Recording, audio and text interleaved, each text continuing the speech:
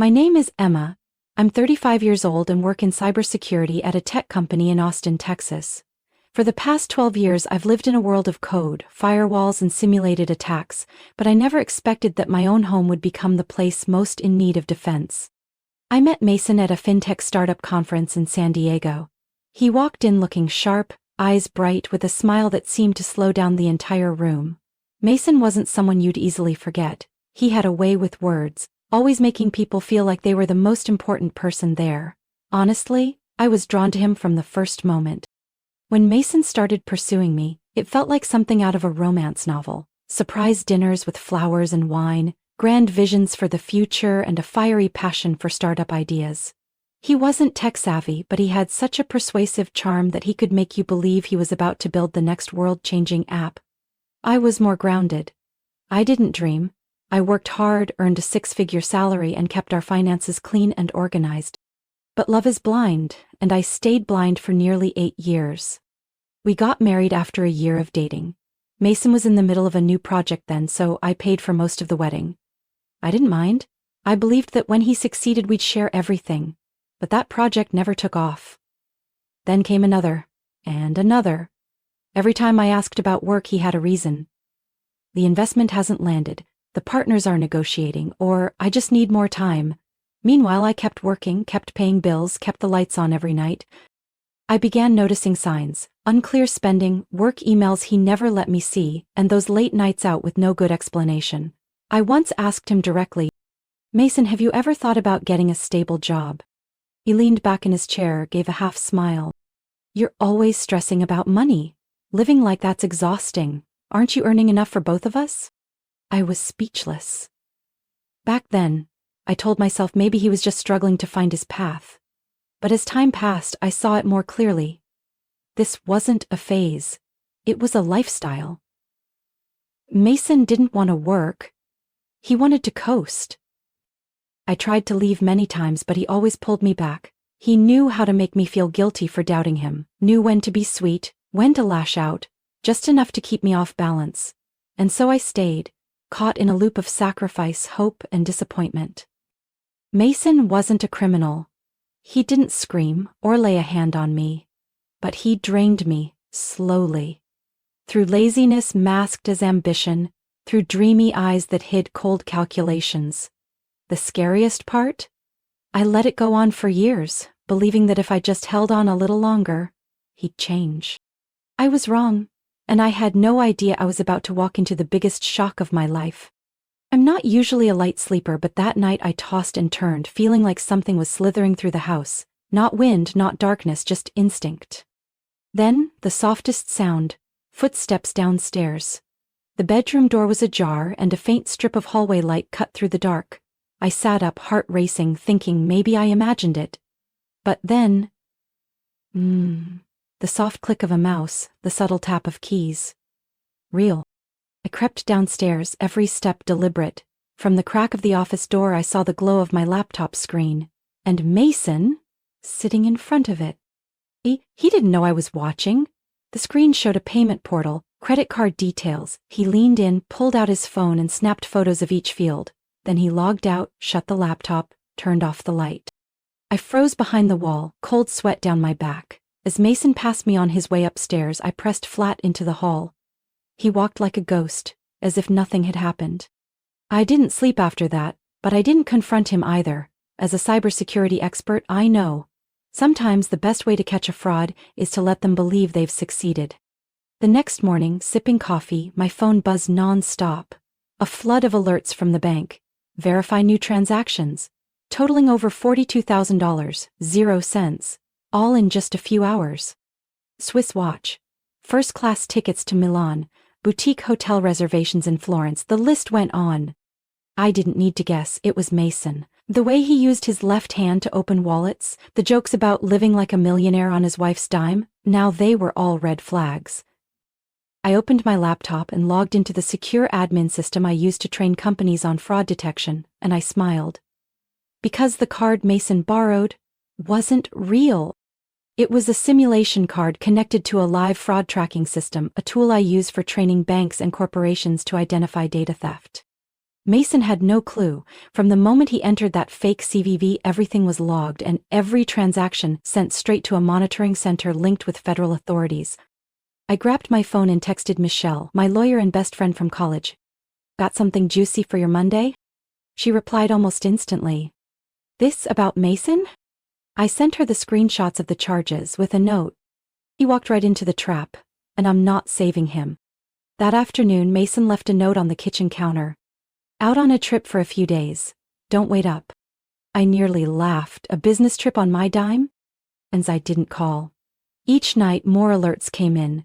Italian wine, luxury car rentals, private yacht tours. He was living like he hit the jackpot, never realizing every step left a trail. 3 days later, Michelle called, her tone serious. Emma, the feds are in. They're tracking him in real time. Say the word and they'll move. I looked at my phone, thinking of Mason, strutting through Europe like some modern Gatsby. He didn't realize each designer item added another line to his criminal record. I exhaled slowly, setting my coffee cup down. Not yet. Let him feel like he's winning. That night I turned on the security feed and saw Mason at the Rome airport. New designer coat, luxury bags beside him. He was smiling, the smile I once loved. Now it chilled me. The next morning, with the sun rising over West Austin, I sat in my office, eyes on lines of code and system alerts. Every purchase Mason made with my virtual card was being logged in real time. I smirked when I saw the latest. A $1,200 0 dinner in Venice at a Michelin-starred restaurant. An hour later, a high-end handbag in Milan. Then a luxury suite by Lake Como. He wasn't holding back. He was living like there was no tomorrow. Because soon, there wouldn't be. I zoomed into the data, confirming all metrics. The system was flawless. Each transaction from that card fed into a joint program between my company and the Federal Financial Security Bureau, where I once worked as a consultant on major fraud cases. And now, Mason was a perfect live case. A soft knock at the door startled me. Michelle walked in, holding 2 lattes from my favorite cafe. I've never seen anyone handle a marriage like a cyber attack. Precise, strategic, and perfectly timed. She shook her head, placing the coffee down. Just self-defense, I said, eyes still on the screen. He thought he was clever. Forgot I built these systems. And now those systems are rewriting his future. She handed me a folder. Here's the incident summary, already submitted to Agent Nathan at Financial Security. Just needs your signature. I signed each page without hesitation. No more fear, no more anger, just resolve. A strange peace that comes when the truth finally sees daylight. And this time, I wasn't backing down.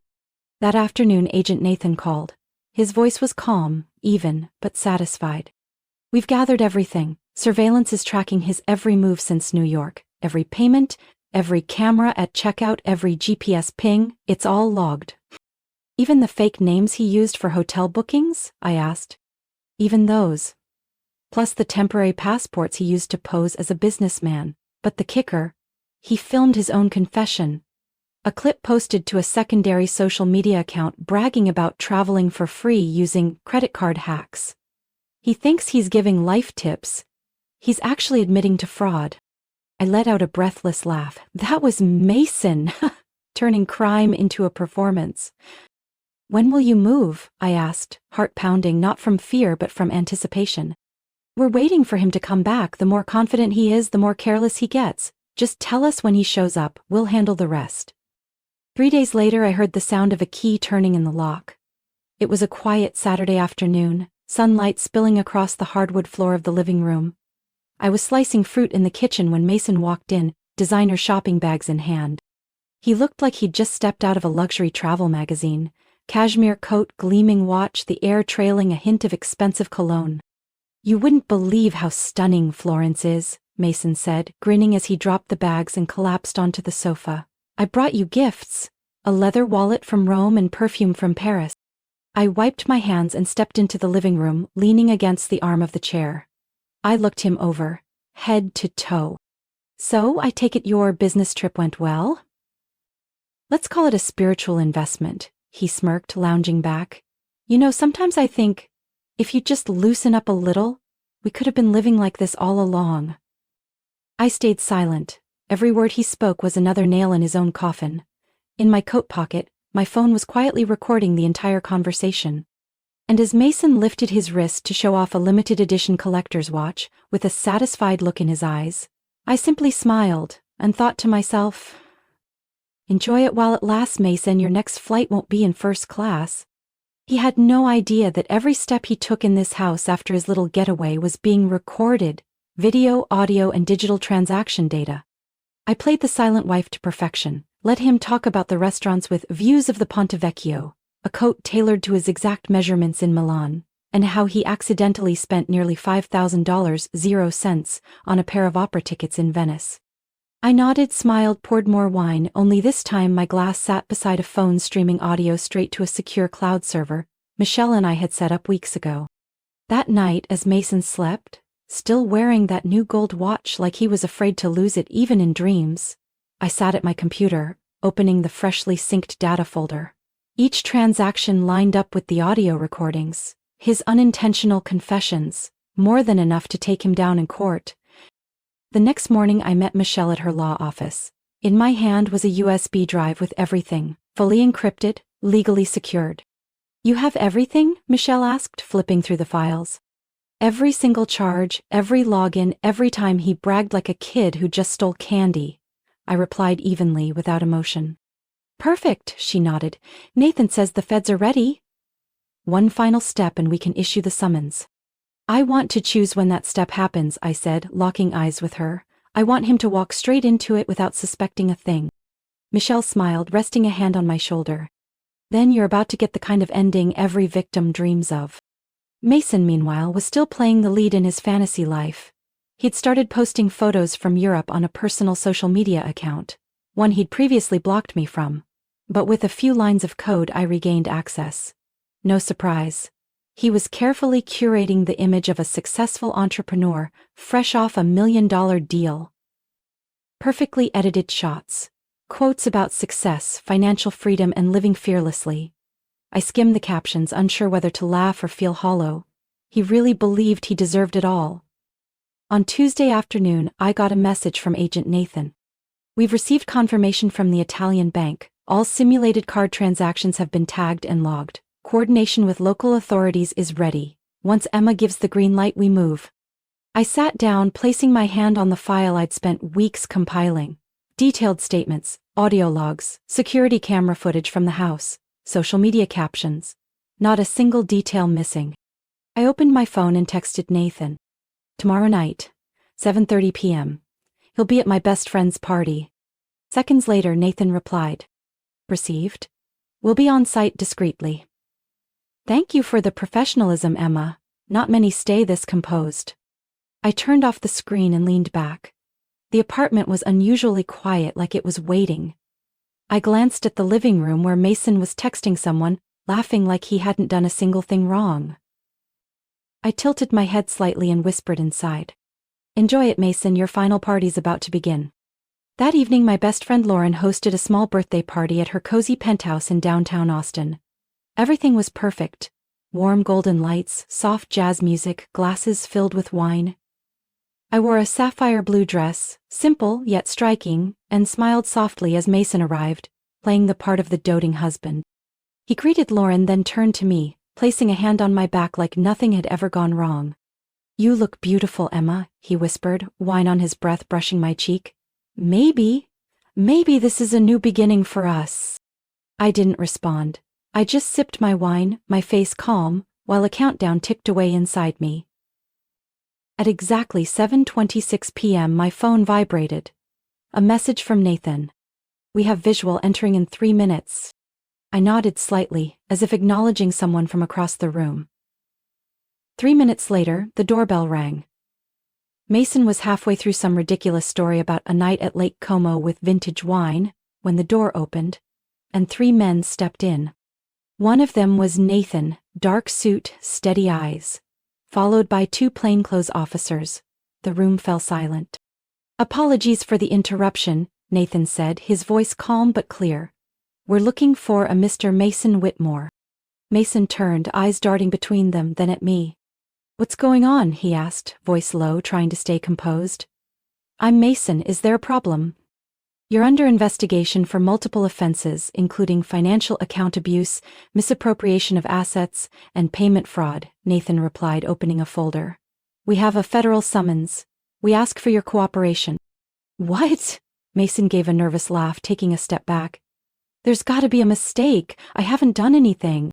All evidence has been collected, Nathan said firmly, including an audio recording of your confession 2 nights ago. Every international charge was made, using a simulated card linked to our fraud task force. Mason froze, his face went pale. Emma, he turned to me, eyes wide. Say something. They're accusing me of something insane. I set my wine glass down and crossed my arms, voice steady and cold. They're not accusing you, Mason, you did this to yourself. He stepped closer, desperation rising. You're doing this to me, after everything we've been through? After everything? I raised an eyebrow. After you stole card info, spent tens of thousands on things that weren't yours? After you looked me in the eye every day and acted like you were innocent? He shook his head, grabbing my hand. I just thought I could manage a little. I didn't think you'd care. I pulled my hand away. And that's your biggest mistake, Mason? You thought I'd always forgive? Not this time. Nathan nodded, signaling the officers. One approached, reading him his rights. The other gently but firmly cuffed Mason's wrists. Mason flinched, his voice cracking. Emma, you're my wife. You can't do this. You're supposed to be on my side. I took a step back, gaze unwavering. I'm on the side of the truth. And myself? The room was completely still, no one spoke, no one intervened. Lauren gripped my hand tightly, as if to say, You're not alone. Before being escorted to the door, Mason turned back for one last look, his face twisted in a mix of helplessness and despair. You'll regret this, he hissed through clenched teeth. I tilted my head slightly and replied with a voice as light as air. No, Mason, for the first time in years I feel at peace. And you? You're finally being held accountable. The door closed. I stood there for a long moment, not out of regret, but to feel the rare stillness of a new beginning. 2 weeks after that party, I got a call from Michelle while sitting in my favorite cafe. Her voice was steady and clear as always, but this time there was a hint of relief. Mason took a deal with the prosecution, Michelle said. He won't serve jail time, but he has to pay back every dollar he misused and complete 600 hours of community service. His credit history is also frozen for at least the next 7 years. I nodded, even though Michelle couldn't see it. It wasn't joy I felt, nor anger, just a sense of finality. That everything had gone where it needed to go. Looks like he took the softest road available, I said, gently stirring my coffee, watching the foam swirl, like the years I spent enduring it all. If he hadn't, with the evidence we have, he could have faced up to 4 years behind bars, Michelle sighed. The good news is most of the money will be reimbursed to you through the restitution program. I leaned back in my chair, gazing at the busy Austin street outside. The sleepless nights, the forced smiles, the times I wanted to scream but stayed quiet. It was all worth it now. What's his situation now? I asked. According to Nathan, Mason is currently living in a rented apartment on the east side of the city, Michelle replied. His car's been repossessed, his accounts frozen, and all the designer goods he brought from Europe have been confiscated and funneled into the Asset Recovery Fund. He just started his first shift, cleaning public parks. I didn't feel satisfaction. I didn't feel triumphant. I just felt calm. The kind of calm that comes after swimming through a riptide and realizing you've finally made it back to shore. Exhausted, but safe. A few days later, I received an email from the prosecutor's office confirming the civil settlement had been finalized. Restitution payments would be made in installments over the next year, as per the agreement. At the bottom of the email was a note. This resolution was made possible by your cooperation and resolve. We commend your clarity and intelligence throughout the process. I read that line more than once, not because I needed recognition, but because I needed to remind myself I was right not to stay silent. That evening, back at my apartment, I opened the door and immediately noticed the air felt different. No more tension, no more calculated footsteps, just the scent of clean linen and a hint of lavender from a new room spray. I opened a drawer, pulled out a folder labeled Mason Confidential, and stared at it for a moment. Then I walked out onto the balcony, struck a match, and burned it. The legal documents turned to ash in a metal tray. The fire in my eyes wasn't revenge. It was closure. The next day I went to work as usual. When I stepped into the conference room, my coworkers looked at me a little differently. Not because they knew what had happened, but because I was different, lighter, calmer. I felt like myself again, the woman I had lost trying to save a man who didn't want to be saved. That weekend I received a handwritten letter, no return address, but I recognized the handwriting instantly. It was Mason. He apologized, as always, said he was trying to be better, that things got out of hand, that he'd always loved me. In his own way. I folded the letter without finishing it. Nothing in it could undo what happened. Nothing in it could reopen a door I'd already locked. I placed it in a drawer, not to keep but as a reminder. Once is a lesson, twice is a choice. And I had already made mine. About 3 weeks after the legal settlement was signed, word of Mason's situation began to spread. Not through the media, since everything had been handled privately, but through the most effective channel. Whispers from mutual contacts, former colleagues, and people who once posed in those carefully curated social media photos. Within days, Mason's Instagram, the one he used to inspire people to live boldly, went silent. His flashy posts were wiped clean, replaced with a blank profile and a hastily edited bio. Taking a break, thanks for your understanding. But the truth was, there was no one left to understand. Brent, his longtime friend and partner at startup events, cut ties after learning Mason had borrowed money under the false pretense of needing urgent investment for a European deal. And Rachel, the woman I had suspected during that business trip a year ago, disappeared the moment she found out he was doing court-ordered community service. One of Mason's old friends, an interior designer in Dallas, messaged me quietly. "Emma, I didn't think it would go this far, but I have to admit, he really knew how to hide it." I replied with just one line. He doesn't have anything left to hide. The one startup Mason had tried to get funding for, already hanging by a thread, officially removed his name from their list of founders on their website. A tech conference he had signed up to speak at revoked his appearance, no explanation given. And then, a message from an unknown number popped up on my phone at 11 p.m. on a Friday night.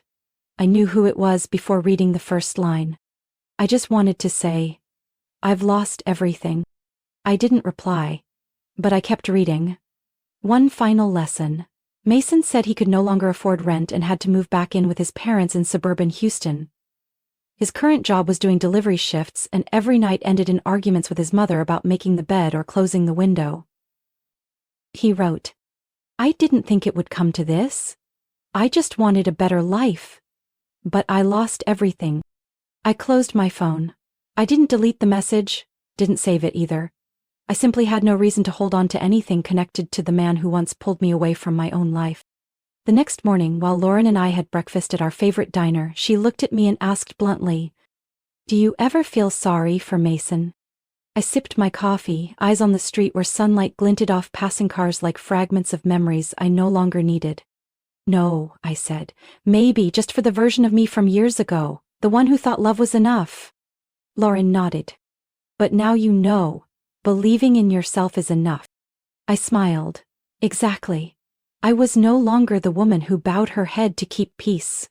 No longer the wife trying to hold together a house that was rotting from the inside out.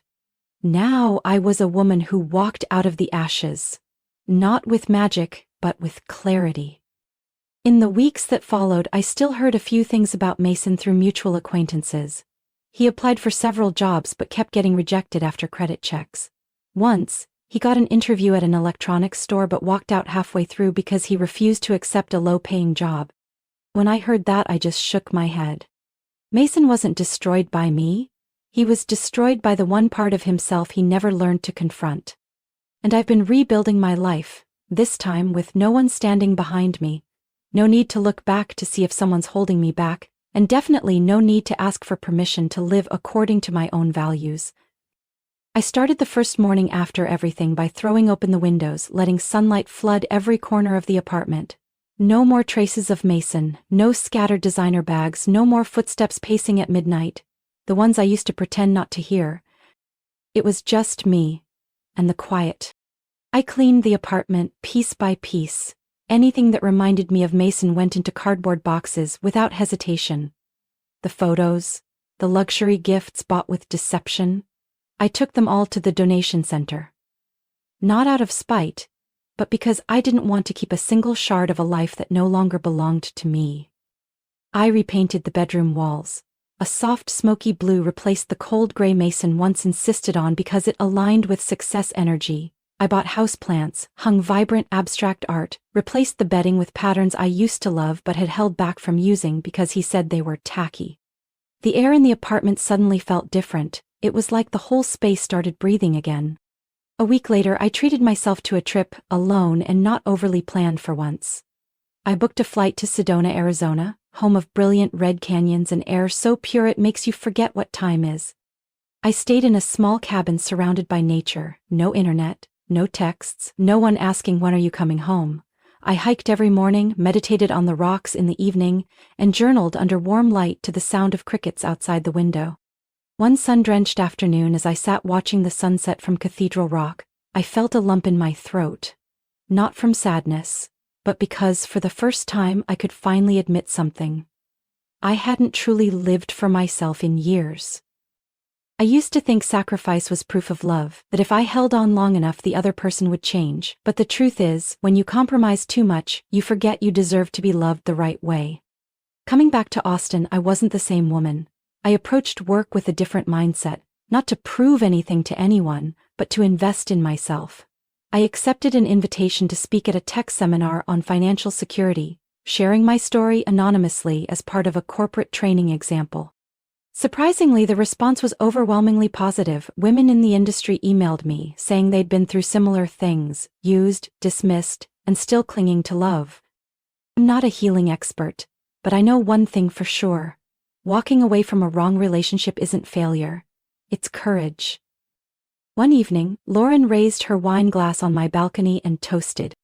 To everything you've been through. And everything you're about to do.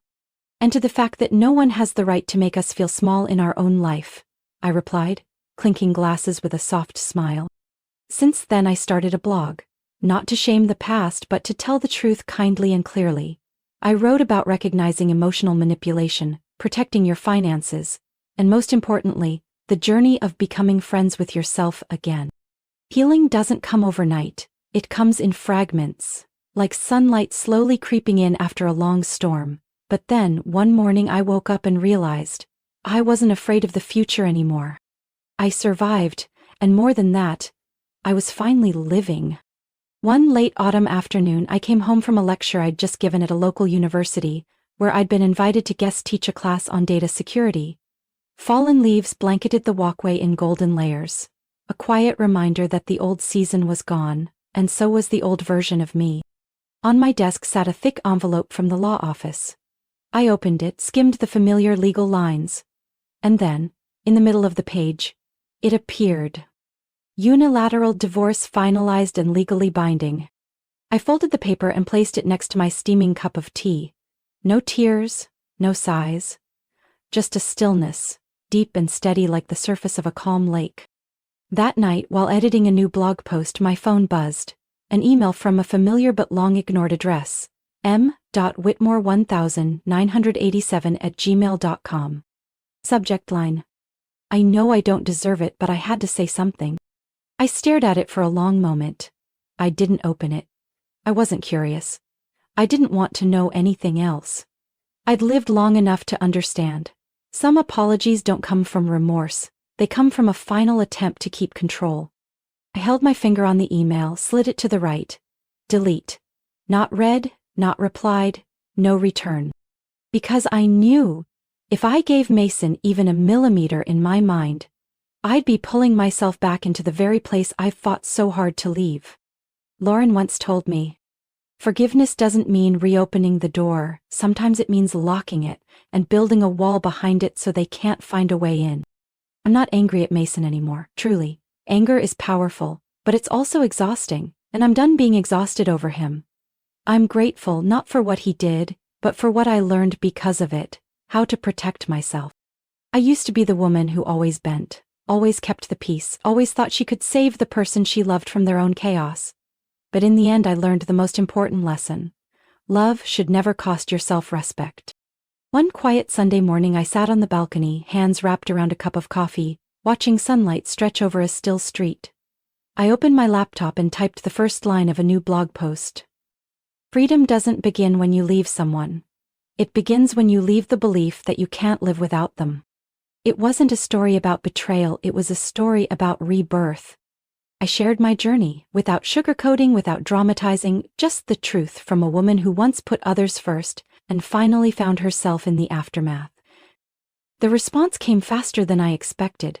My inbox flooded with messages, thank yous, personal stories, even tears. Many said they saw themselves in my words, that they thought they were weak, until they read the reminder that choosing yourself isn't selfish, it's brave. A month later I was invited to speak at a Women in Tech conference. When I stepped onto the stage, the lights shone on me, not because I was a victim, but because I had survived and become a guide. I looked around the room, took a deep breath, and began with a simple sentence. My name is Emma, I'm not perfect, but today, I stand here unafraid, and no longer need anyone else to define my worth. Hundreds applauded, but the most important applause came from me, inside. And just like that, the old story closed. Not with a slam of the door, but with a breeze of fresh air and steady footsteps down a brand new path. My story isn't just about betrayal, it's about reclaiming self-worth after quiet damage.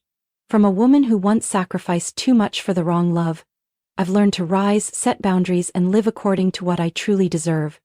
I'm no longer bound by the past or anyone's expectations. I'm free, at peace, and stronger than I've ever been. Not because I knew when to stand back up. What do you think of Emma's journey? Was she right to let go in order to protect herself? Share your thoughts below, and don't forget to follow the channel for more powerful and inspiring stories about life and family.